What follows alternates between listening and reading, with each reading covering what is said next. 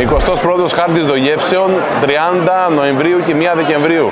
Είμαστε εδώ με τον καθηγητή τον Νίκο τον Κοντουδάκη από το Δημοκρίτιο Τμήμα Εινολογίας Δράμας. Έχουμε κάνει εφαρμογή στον πειραματικό αμπελώνα μας από φέτος ή πέρσι. Τώρα είναι η πρώτη χρονιά. Η πρώτη χρονιά θα κλείσουμε.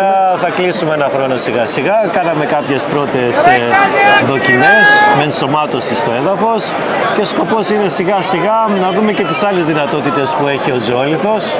Όχι μόνο στο αμπελώνα αλλά και στην εινολογία. Γιατί είναι ένα υλικό που πιστεύουμε ότι μπορεί να μας δώσει κι άλλα, έχει μια δυναμική την οποία μπορούμε να τη χρησιμοποιήσουμε και τη χρησιμοποιήσουμε ως ένα εναλλακτικό προϊόν.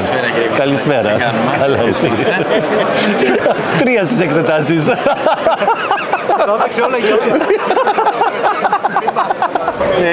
Είναι ένα υλικό που έχει μια δυναμική, πιστεύω, και στο εινολογικό κομμάτι και είναι κάτι που θέλουμε να το εξετάσουμε σιγά σιγά. Υπάρχουν κάποιες έρευνες στο εξωτερικό και θέλουμε να δούμε και τον ελληνικό ζωόλιθο τι μπορεί να μας δώσει. Είναι μια μέθοδο που γίνεται σε άλλες χώρες κατά την εινοποίηση που χρησιμοποιούν ζωόλιθο. Πειραματικά, ναι.